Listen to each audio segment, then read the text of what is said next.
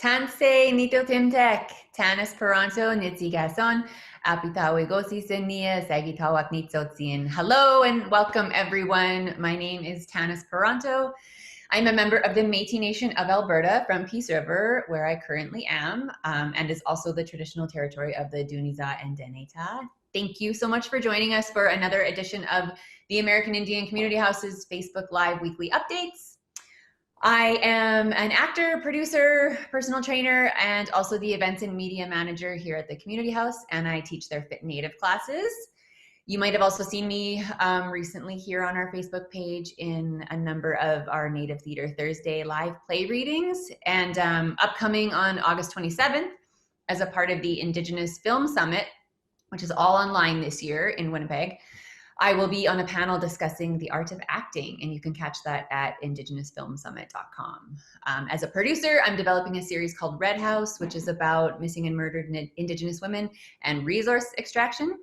And I'm the host of a podcast called Not Invisible, Native Women on the Front Lines. And I have a new audiobook narration that just came out for the novel Crooked Hallelujah by Cherokee author Kelly Jo Ford. You can listen to that on Audible.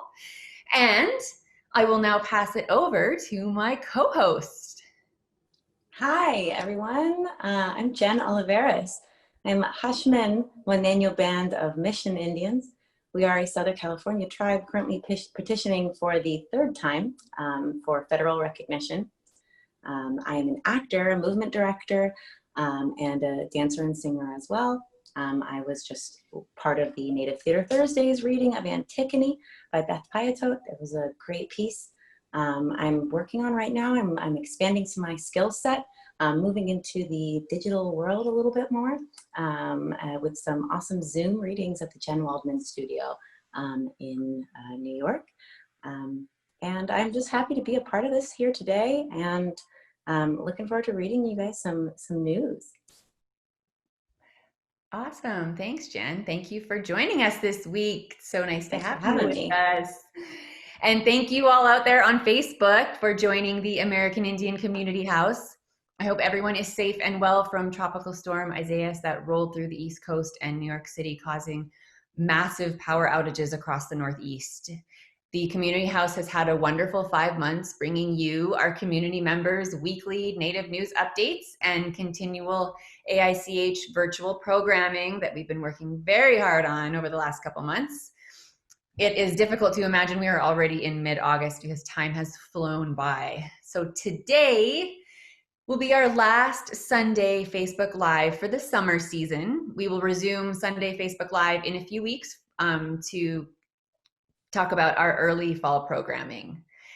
At the very onset of the COVID-19 pandemic, the talented staff at AICH has been dedicated and working diligently to bring the community consistent, engaging online programming. So much so, they are due for a needed short break. New York City was originally the epicenter of the pandemic. AICH rose to the occasion to make sure community members and viewers like you were able to stay connected during these harrowing times. With your support, the Community House was able to deliver exceptional programs to you in the safety of your own home. Before I do a recap of some of our highlights from the past 5 months, I will be discussing the latest news coming out of Indian country. But first, I would like to remind the elder community of New York City about the American Indian Community House's air conditioner distribution program. It's called Get Cool NYC program. Our Get Cool NYC program encourages elders and relatives over the age of 60 to apply for a free air conditioning unit. Free. AICH is partnering with Get Cool NYC to assist our relatives to help stay comfortable during this hot summer while we continue to stay safe at home during the pandemic. For viewers that fit this profile, you can drop a comment below on this video. We will read it and get back to you. Or you can also contact our staff member, Tatiana Benally. Her email is tbenally, B-E-N-A-L-L-Y, @aich.org. to see if you are eligible to get a free air conditioner and for more information on the program.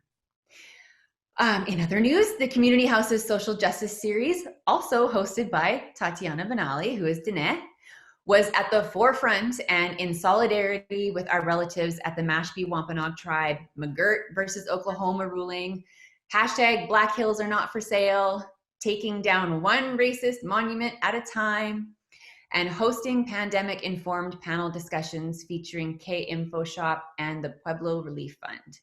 In continuing with our up-to-date reporting regarding land and sovereignty rights, a Six Nations community in Grand Rivers, located in Ontario, Canada, is facing the encroachment of a large residential construction project.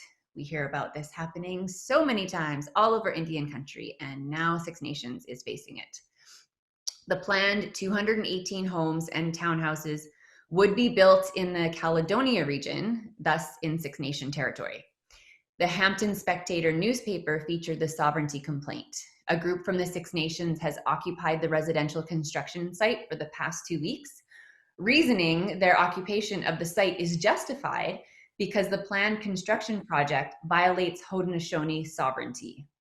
A gentleman named Skylar Williams has camped out at the occupation site. Mr. Williams said, "This is Six Nations territory, and it's going to remain Six Nations territory." The Six Nations group has dubbed the construction site 1492 Landback Lane. Both the Six Nations and Mohawk warrior flags are flying, and a barricade has been put in place to prevent the group's campsite from being removed. Events escalated when the Hamilton Sheriff's Office and the Ministry of the Attorney General delivered a Superior Court injunction mandating the Six Nations group to vacate and leave immediately. Interestingly, the Six Nations group that is occupying the site, otherwise known as 1492 Landback Lane, do not have the support of their Six Nations Council. The Six Nations Council actually received 42.3 acres of land and over $350,000 in exchange for the council's support of the planned residential construction development. With so many urban city dwellers leaving metropolises across the country and looking to relocate to less populated and more rural areas, it will be interesting to see how the exodus of city dwellers will affect tribal land sovereignty and rural Native and Indigenous communities. Last month, we celebrated the landmark victory for tribal sovereignty with the U.S. Supreme Court's ruling in favor of Muskogee Creek Nation that eastern Oklahoma, half of the state, which includes the city of Tulsa, is to remain Indian territory as an American Indian reservation. Eastern Oklahoma is the land Congress promised to the Creek Nation. In a 5-4 decision, the Supreme Court said, "We hold the government to its word." Since the July ruling, the Muskogee Creek Nation's principal chief, David Hill, announced that the Muskogee Reservation Protection Commission.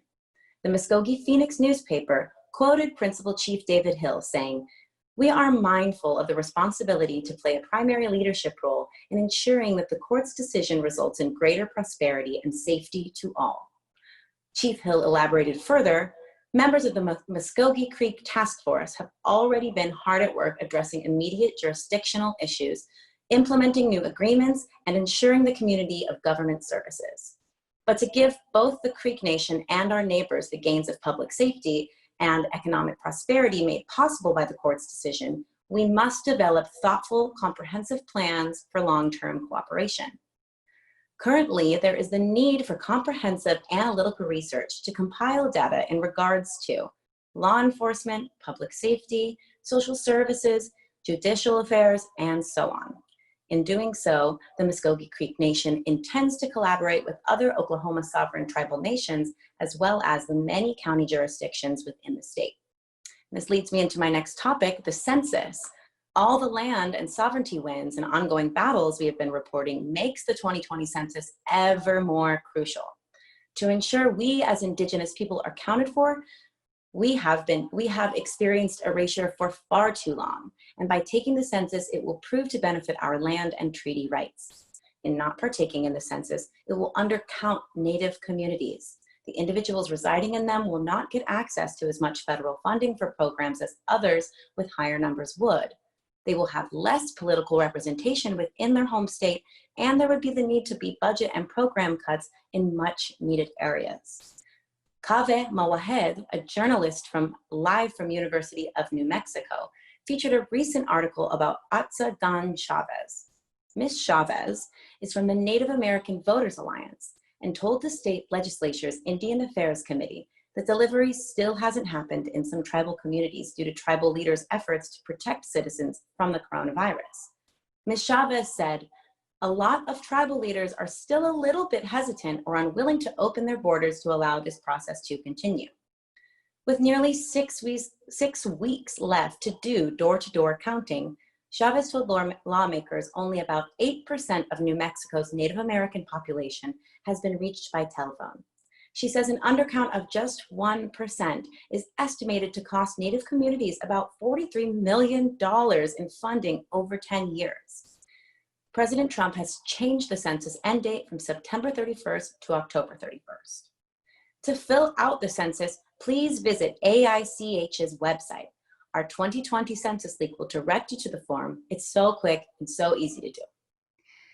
Actually, it's the reverse. I think there might be a typo there. The date was extended to the end of October, but President Trump is pushing it up to the end of September. So he hasn't actually extended it. He's trying to make it, he did make it shorter. We have 1 month less to do the census now, which to your point makes it all the more important to get the census done as quickly as possible to make sure we're all counted. I just wanted to reiterate that urgency. Yes, here I was thinking that was an extension, and that is not the case. Yeah, originally I think the original date was end of June, and then it got extended because of the pandemic to the end of October, but now it's being brought back and we're losing that 1 extra month at the end. So please do the census, please, please, please do the census. It's super quick. It took me like three and a half minutes to do my census. It's 10 questions. You can do it online. And I also want to stress what Jen mentioned about door-to-door census taking now. Now is the time when people are going to be coming and knocking on your door. So in order to avoid that, who likes answering their door these days, right? But if you haven't done the census, they're going to come and knock on your door. So a way to avoid that is to do the census online. My2020census.gov. That's it. Super quick, anonymous. Everybody can do it. Okay, moving on to other things in New York City, Governor's Island. Tropical storm Isaias came through New York City, bringing its heavy winds and torrential rain. The heavy winds and its damage left millions without power and internet service. However, most utilities throughout New York City are up and running again. If you need a bit of respite amongst all the chaos that is occurring, we welcome you to experience some sanctuary at our community house garden on Governor's Island, in partnership with Earth Matters Soil Start Farm. There's daily ferry service from downtown Manhattan and Brooklyn to the island. And this year, all ferry tickets need to be booked in advance online at govisland.com. Last year, you could just walk up, get on the ferry. This year, it's completely different. So make sure you book ahead. Visit the community house's curated Garden of Skana. That's what its name is. Skana is a Mohawk word. The Garden of Skana is in the middle of growing season, and so much is happening at the farm. The tobacco plants that we cultivated from seed are steadily growing at the garden now. The community house has been offering potted tobacco plants to community members who visit the island. There are 4 plants left, which are potted and can be taken home at any time. So hurry up and head out to Governor's Island so you do not miss out on taking home your own Oyenka Onwe. Mohawk name for tobacco. The Hopi dye sunflower is over 12 feet tall now and opened up to welcome pollinators such as bees and butterflies. And next month, it will be ready to harvest, and AICH will be leading a dye workshop for community members. After crows nearly ate all of our corn starters, we did manage to get the 3 sisters supporting each other. Squash is covering the ground, and beans are growing up the stalk of the corn. We have harvested our first batch of medicine, and in a few weeks, we will have enough strawberries to make some jam. The summer squash just keeps on giving. Many tomatoes are right on the verge of ripening. Please visit the garden to receive some nourishment from Earth Mother and experience the peaceful, socially distant offerings on Governor's Island. So looking back at this amazing summer that we've had online and virtually, a community favorite and one of my personal favorites has been the Fit Native TV, hosted by yours truly. Fit Native TV will still continue on Tuesdays and Thursdays. At this point, we have 3 more left. We have this Tuesday, this Thursday, and the following Tuesday. And you know, if we have good attendance and we have good views, there's a good chance it will get renewed. So please come join us. You can participate on Zoom with me and the other Zoomers, or you can watch on Facebook Live as well. To participate on Zoom, you do have to RSVP through a Google form, so comment below or email me, tanis@aich.org, direct message us on social media, we'll find you. And the plus to do Zoom over Facebook Live is that you get to interact with me. You don't have to turn your camera on, but I do give an opportunity at the end of class where people can ask questions and chit chat. So you can do that on Zoom. And we also have something called the Weekend Warrior Challenge that is still going on. And this coming weekend is the last weekend challenge. You can win awesome prizes like yoga mats and water bottles and resistance bands and exercise sliders. In the height of the pandemic crisis, American Indian Community House staff Sheldon Raymore, who is Cheyenne River Sioux, delivered the Sunday Facebook Live news readings, paving the way for this current program. With ongoing serious matters, we have also had many laughs, like we have always. Thanks to AICH Two-Spirit Indigiqueer Bingo with fabulous and entertaining hosts and bingo callers like Londa Lakes, Pocahontas, Claudia Haddad, Tony Enos, Ty Defoe, Moose, Sage Sanel. And we just had Talia Shenandoah. Not only did they keep our spirits lifted, but bingo participants also won really cool AICH swag gear, like this jacket I'm wearing was one of the prizes, and custom crafted beadwork jewelry made by Yagawehene Oaks, our executive director. We saw our community rally for our elders and support them in what has been an isolating time for the older populations and those with compromised immune systems. AICH hosted via Zoom weekly sacred spaces, honoring our elders talking circle, which we just had earlier today. And we also had sacred spaces, traditional knowledge and teachings. Sacred spaces has been a place for community to honor elders and claim time to check in with one another, talk about our journeys, catch up with friends, share insight and good medicine to strengthen each other's spirit and unity. Our talking circle is on Sundays at noon on Zoom. We do have the other edition, traditional knowledge and teachings, and Nadima Agard was our first guest for that. And next week on Wednesday the 19th, we will hopefully have Pete Hill. To be confirmed, but it might happen. We're gonna have I think 2 or 3 Wednesdays in a row where we'll be bringing back traditional teachings very, very soon. Over to you, Jen. Well, I'm here to talk about Native Theater Thursdays, which I've had the pleasure to be a part of twice during this time, and it is just so fun to be able to reconnect with people again in our community on the theatrical sense. So our Native Theater Thursdays, they brought you Turtle Island's finest playwrights, actors, performers, stage managers who are also actors, and producers. We're all amazing. In collaboration with Eagle Project, Yale Indigenous Performing Arts Program, Madeline Sayet, Tara Moses, Ryan Pierce, Ty Defoe, Beth Piatot, and Jake Hart, we were so gracious to work with AICH in delivering outstanding live theater readings with ensembles of very talented actors. We are deeply grateful for all the actors who participated in making Native Theater Thursdays a success. This past Thursday, we presented the live reading of Antigone, directed by Jake Hart, Cherokee and Mexican, and written by Beth Piatot, Ninipu. Jake Hart is a performer, has worked across Indian country on stage, on screen, and in sound studios. Jake began his career in the Bay Area of California, then Seattle, before resettling in New York. Since then, he has built a steady career and has even managed to start a family. Wow. He also voices everything from audiobooks, video games, to national commercials. Currently, he is a professional actor, voice actor, a SAG-AFTRA committee member, the development director of Nevada's Cordillera Film Festival, and a parent to his 6-year-old overlord. Wow, she's 6? Time flies. The play Antigone was written by Beth Piatot Nimipu.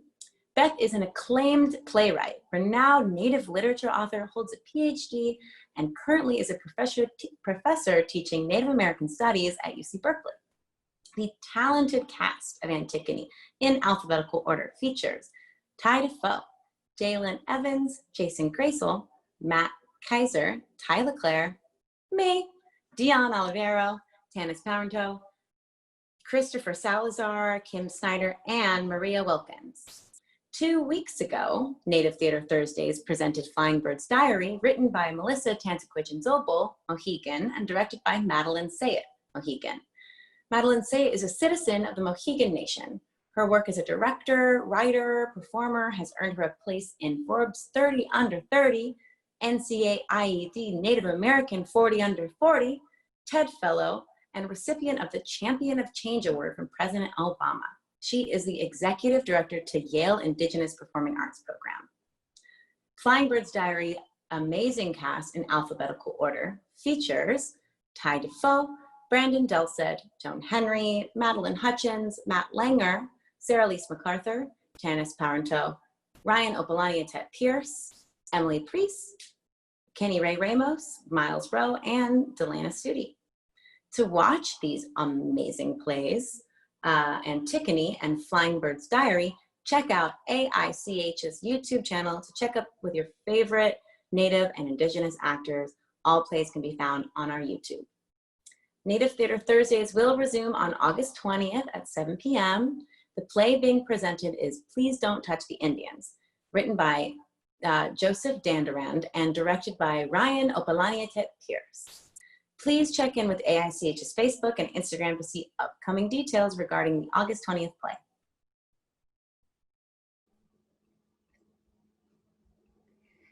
Our virtual online programming was and is possible due to the support from New York City Census 2020, the Novo Foundation, the New York Women's Foundation, the Mannahatta Fund, Decolonize Wealth, Edgar Villanueva COVID Emergency Relief Fund, and our individual ally donations.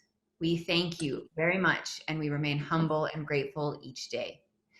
The community house relies on philanthropic donations, and we are always in need of any monetary contribution to continue our mission of serving the Indigenous community since 1969. We just passed our 50th anniversary. And there is some programming that with your help could continue at a more frequent basis, such as Native Theater Thursday that Jen just told us all about.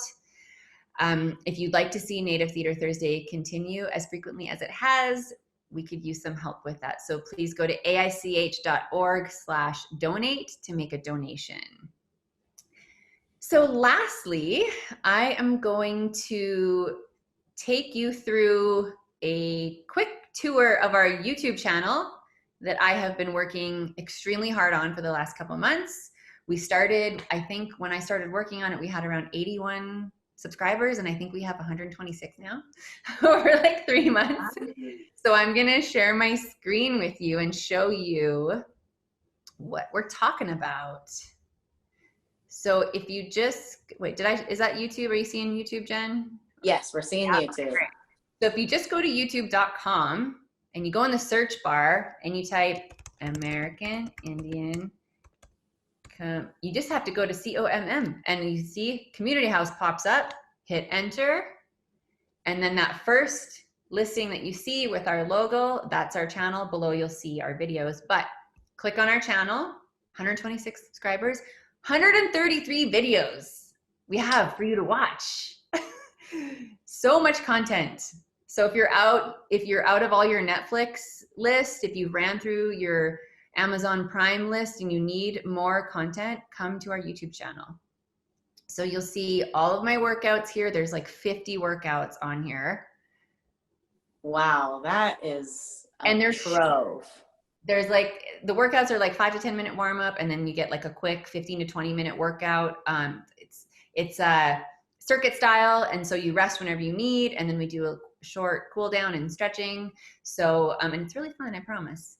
You get to see Northern Alberta in my backyard. And then we have our Fit Native recipes, which I have fun making and posting for you. If any of you out there have a recipe that you want me to make, send it to me, because I would love to take any suggestions to add to our list here. And then you see here, this playlist is our elder storytelling, which we haven't had for quite, we have 3 editions of Sacred Spaces. This one is our elder storytelling, where we have an elder guest of honor and they talk about their life. It's usually been elders who are around the greater New York City area or from the Northeast, but we have expanded beyond that. So you'll see we have Louis Mossy, Chief Harry Wallace, Zubin Ornelas, Irma Laguerre, Chief Reggie Caesar, and then we have our own Francis Grumbly, and we have Vicki Williams, who is a special Oneida guest that is a friend of our Ty Defoe's, and we have Nadima Agard here, and our very first, we had Gloria Miguel. Oh, Gloria. Yeah, it was so fun chatting with her. And then we have our social justice series. So Tatiana Benali's series, anything that you've missed when it has come to our solidarity with all the communities that we've worked with. We have Muncie, Delaware, Cheyenne River Sioux. Oh, we have Chief Mark Peters in here twice. Whoops. We have a community grounding, a night of discussion where we went over building a handbook that Tatiana is working really hard on, that we're going to make available to everyone on our website when it is finished. We have the whole Mashpee Wampanoag updates. We have 2 different updates in the original one. McGurtby, Oklahoma, you can see it all here. Come watch it. Then our native play reading series, where all the plays except for Antigone, I'm going to upload Antigone today. All the way back from the very first one, which was the rabbit play by Ryan Opalani Tip Pierce, all the way through it. All, and the playlists are all from newest to oldest, so you can scroll through. And then here we have traditional knowledge and teachings, which we will be adding to eventually. And then if you missed any of our live updates, they're also on here. So I'm going to stop that screen share now. So that's pretty much it. This is our, for those of you who hopped on late and might have missed the news, this will be our last live update for a few weeks. We're going to take a bit of a hiatus, enjoy the summer, and we'll catch you all in the fall sometime in September. Thank you. Hi, everyone, for watching. Hi, Jen, for joining us. Thank you so much for having me on the last one of the summer. Oh. All right, everybody. We'll see you on Facebook. Take care, everyone.